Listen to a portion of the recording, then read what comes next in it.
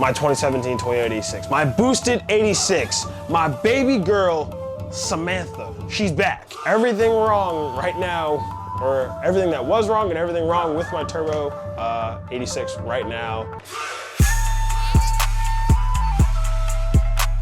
Hello, it's your boy, Cruddy Carl. You guys thought I was gonna say skinny penis. If you don't know what that reference is, that's probably because you don't follow me on Instagram, so you should probably go follow me on Instagram because I post decent things on Instagram, just like I post decent things on my YouTube channel, so you should probably hit that subscribe button. I make videos about my build process of my 2017 Toyota 86 and just any other videos, maybe vlogs or anything like that. So if you enjoy stuff like that and my decent content, you should probably hit the subscribe button. That one, this channel. Today, we're actually gonna be talking about my 2017 Toyota 86, my boosted 86, my baby girl, Samantha. She's back. I have Samantha sitting upstairs in the garage right now, up on 2 jack stands, cause she's still broke. So, I wanna give you guys a full update video of basically what's going on with my car, what happened, what's going on now, what the plan is going forward.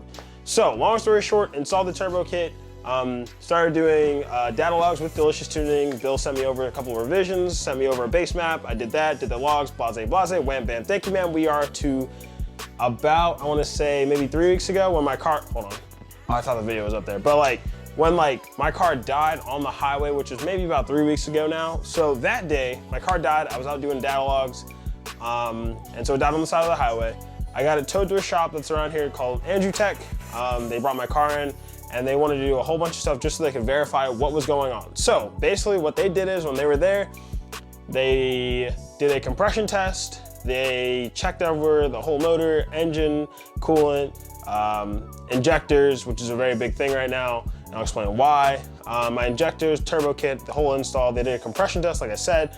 But, so they were like, hey, wanna do a compression test? I was like, all right. Then he was like, but the only problem is I can't do a compression test because spark plug holes 1 and 4 are cross-threaded.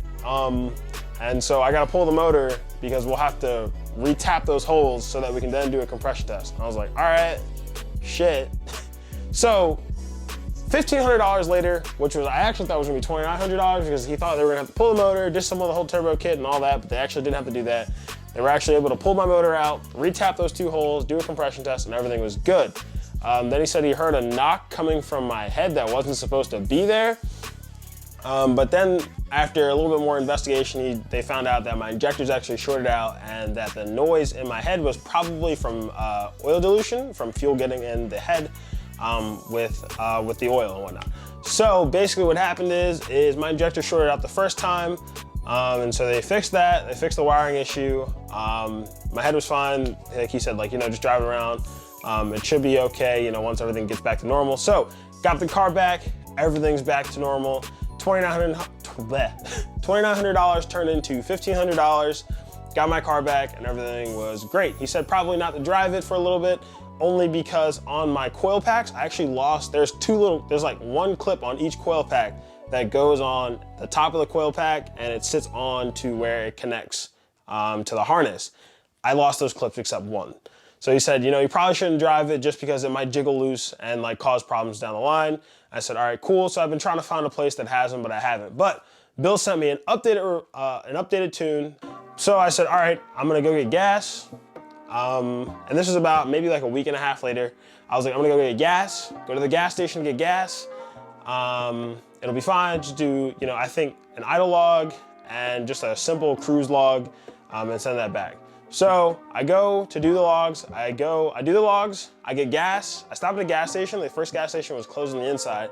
So I was like, all right, I'm gonna go to the next one. So I try and start my car and it's kind of struggles to start. And it took me 2 or 3 tries and I get it to start and then I drive over to the next gas station across the street and then my car doesn't start again and I smell burning plastic like I did the first time in that first video you guys saw.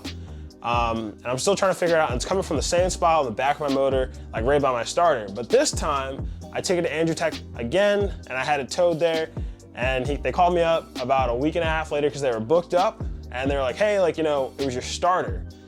So they replaced my starter and they said it started up fine. And then the owner, Riyadh, he was actually talking to me. He said the other problem is that one of my vacuum lines actually popped off. He said that he put it back on and everything was fine. I went, picked the car up, had it towed home, had it in my garage. And then I started about 3 days ago on Friday. Yeah, last Friday, sorry. And no, it was maybe about 3 days ago, never mind. So I started it up, and I got a check engine light, and I was like, all right, what the fuck? So then I checked the codes, and the two codes were,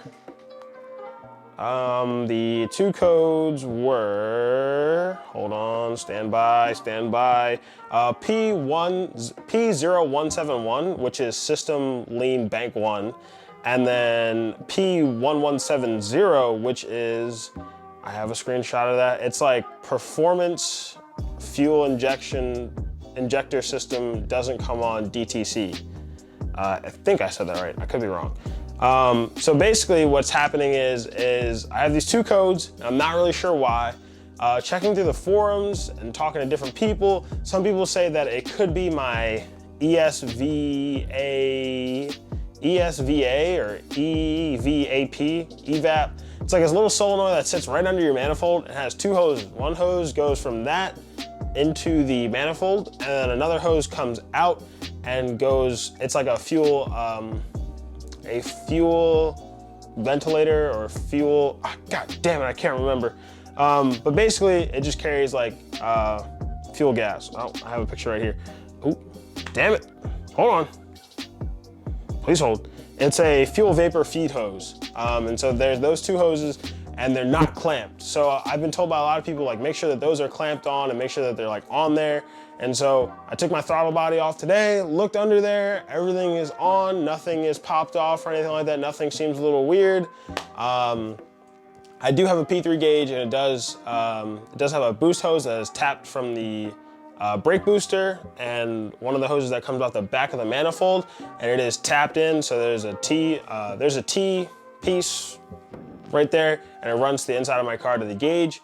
I did find today, like, it's like so small, like you would have never really noticed it unless you did like a smoke test. So I put my ear up to it, sprayed some water on it, and I could see it was kind of bubbling up. It's very slight, but I made sure I fixed that today. The car seemed to idle a little bit better, not by much, but like a little bit better. It made a difference, I could tell that. So I fixed that little issue. I've been looking all over the engine bay today, checking grounds. I checked all my vacuum lines that I messed with, or any vacuum lines just in general around the car. Another one that I was told was check make sure there's not an exhaust leak before bank 1, that O2 sensor. So I made sure from the back of the turbo all the way through the downpipe to the small connector pipe that connects to my overpipe that there was like no leaks or anything like that. I took it off, made sure I rebolted it. So I've been running around my engine bay right now with a spray bottle of water, soapy water, and just looking for leaks or anything like that. They don't think it's fueling. You know, I talked to Andrew Tech and they're like, no, it's probably definitely like a leak, or, you know, there's gotta be air somewhere. I did a data log, I sent that over to Delicious Tuning, but Bill's actually sick right now with food poisoning, so I'm not really in a rush for that, you know, right now. You know, I understand that your health comes first. So right now I'm kind of just here. So basically, like, the car works, and like I could drive it if I really tried and really wanted to push it, but I don't. I really want to get the issue figured out, and I can already see it stop right there because somebody's already typing. They're like, the problem is it's your tuner, or, you know, oh, it's the shop. They break your car to make you come back. I understand that there's a lot of factors, a lot of things that are going into this. So the thing is, it's not like, you know, it's one person's fault or I can blame it on this part or that part. There's a lot of factors, a lot of moving parts right now. So the thing is, I'm not really trying to blame it on anyone. I don't really want to, because the thing is, there's a lot of things that I've done wrong that I could have prevented with this, like my spark plugs. And, you know, I mean, tuning is just like another thing. Like, you know, not every car is the same, so I understand that. So it's not my tuner's fault, it's not Delicious Tuning's fault in any way, shape, or form. You know, it's just a part of the process. There are some things that I couldn't have prevented, like my injector shorting out. I honestly don't know how that could have happened, but it did, you know, and, you know, it happens. And so, you know, I'm just trying to be patient with the process. You know, I'm glad I got my car back. I'm glad, you know, they haven't called me up and said like, yeah, you put a hole in the side of your motor, or, you know, you spun a rod, spun a bearing, or anything like that. And, you know, that it was something that was astronomical.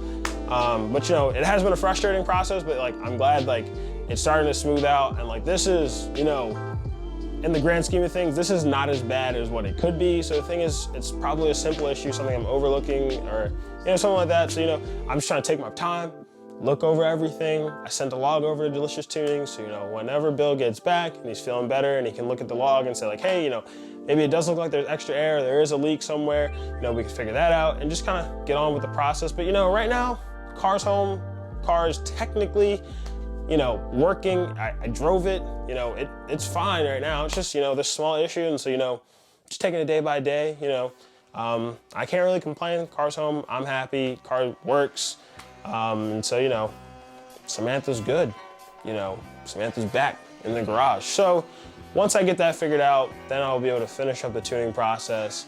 You know, in my head, I was not expecting it to just be 100% easy. Like, I knew installing it myself, there would be, you know, small issues or problems that might come up. So the thing is, you know, it's all part of the process and I can't really complain. And that's pretty much it. That's the update with Samantha. That is everything wrong right now, or everything that was wrong and everything wrong with my Turbo 86 right now. But yeah, there have been a lot of guys that have been super helpful in the comments, that have reached out to me, DM me on Instagram and things like that, that have given me pointers, because I don't know everything, and I know I don't, and I have no problems asking for help and admitting that. So anyone that watches this video that may have an idea or anything like that, you know, drop it in the comments, DM me on Instagram, let me know, because I'm open to all suggestions. But as of right now, you know, it could be worse, so I can't really complain. And that's pretty much it. So if you guys enjoyed the video, or you have questions, comments, concerns, want to tell me something that I'm doing wrong, or how I could fix this problem, hey, let me know. DM me on Instagram at cardio_Carl. Follow me on Instagram. I make decent content over there as well. It's really just a bunch of memes. It's basically my life. It's a big ass meme. But other than that, hit that subscribe button, and I will see you guys in the next video. Thank you guys so much for watching, and yeah, that's about it.